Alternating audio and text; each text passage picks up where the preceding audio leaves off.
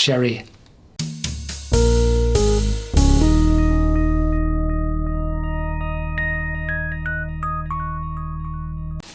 Welcome to Whisky.com, where fine spirits meet. My name is Horst Lüning. I'm the master taster of Whisky.com, and today we have a Glenfarclas 1996 Oloroso Sherry Cask here on my cask, and this one is a very special one. It is especially filled for Central Europe. It's 12,000 bottles, and it's a 100% Oloroso Sherry Cask. That does not mean that it's 100% first fill sherry cask. No.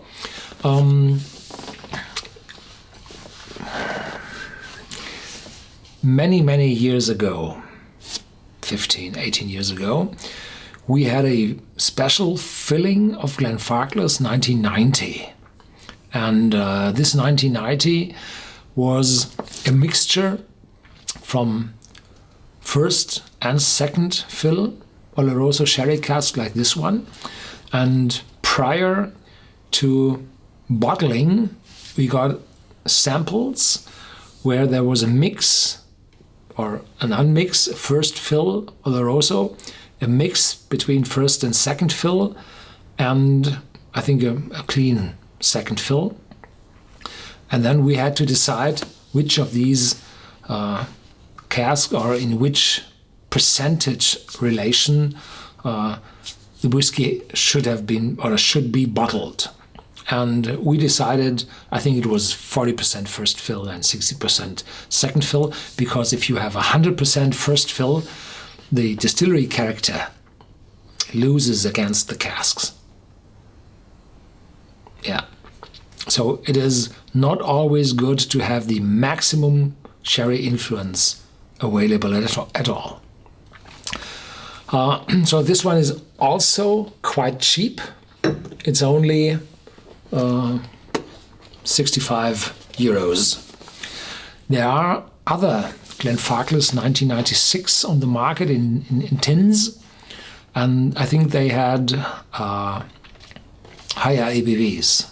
Yeah, I think so. This was especially bottled for Central Europe, as I said, and on the top is a writing saying, "The spirit of independence." And this is the reason why this whiskey is available. If you look in the offerings, there are a lot of bottles without an age statement. They cost 65 as well. But this one is 19 years old. At some distilleries, those bottles cost 150. Why? Well, this is a privately owned company. There's a family behind it, and it's not a family with 150 members. No, it's a small family, and they're able to look very far in the future and lay their whiskey to rest. And in big mega companies, global spirits industry, there the managers stay on their particular post shorter than whiskey matures.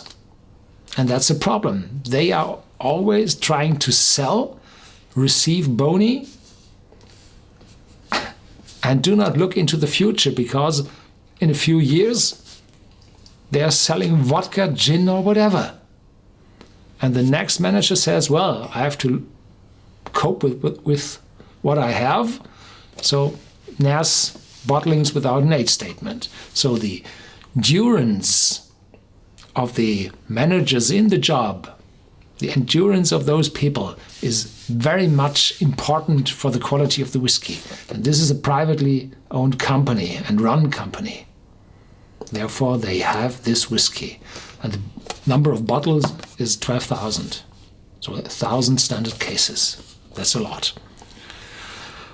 The taste is dark, the color is dark amber. That's right. Taste, complex sherry and fruit aromas, almonds, demerara, sugar, dark chocolate.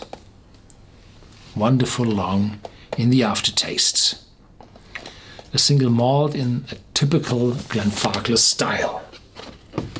What's the typical Glenfarclas style? Well, it's this Oloroso sherry, and it's a quite smooth malt whiskey because Glenfarclas has very special, untypical pot stills. That means the pot stills are directly fired from below. There are no coils and steam inside for heating the liquid. No, they're fired from below, I think with natural gas. And to prevent the particles in the wash from baking at the inside wall of the pot still, they let a rummager clean the pot stills on the inside. And this rummager is a bed of chains made from brass or copper, I think copper, and they go around the inside copper shell of the pot still and remove all the baking particles on the inside. And this leads to a high contact of the boiling alcohol with the copper, and this leads to a catalytic conversion, and this brings a smoother whiskey. And these huge big stills, in those huge big stills, the vapors, the columns of vapors are more quiet, are more constant, are more steadily flowing as in smaller ones. And therefore the alcohol is divided and cleaned better than in small stills. And all this leads to the typical Glenfarclas style.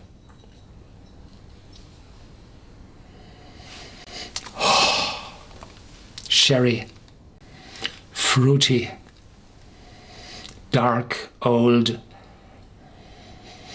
starting to become sweet, and a faint spicy note. No sharp notes, no pepper, no ginger, no nothing, no nuttiness.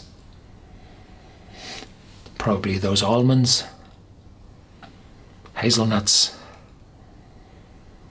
and dark chocolate starting, but not these bitter chocolate, but, well, spicy chocolate without these strong bitterness some chocolates have. Oh, wonderful. I'm having too few time here, 1 or 2 minutes to smell on this whiskey.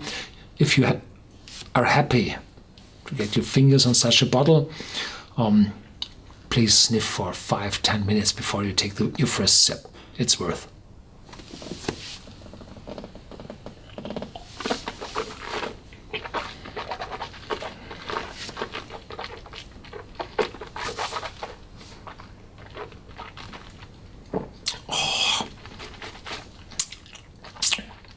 I want to talk. I should have kept it longer on my tongue, but there's more to come. Mouth-filling, mouth-watering, sweet sherry cask without bitterness. So probably sherry casks from American white oak. Long, enduring aftertaste. A wonderful, complex one.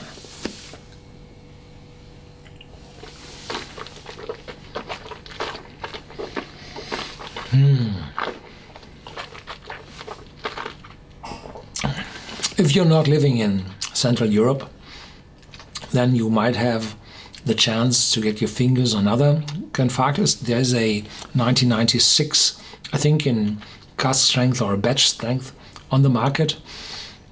Have a look at the color. The color, Glenfarclas does not artificially color its whiskey. The color shows you the relative components or a relationship between first and second and third fill ex-Oloroso casks. Yeah. And this is not this heavily dark, deep first fill, but a mixture between first and second fill. And I think the 1996 in a tin, this is quite close to this one. But I'm afraid it's also a lot more expensive.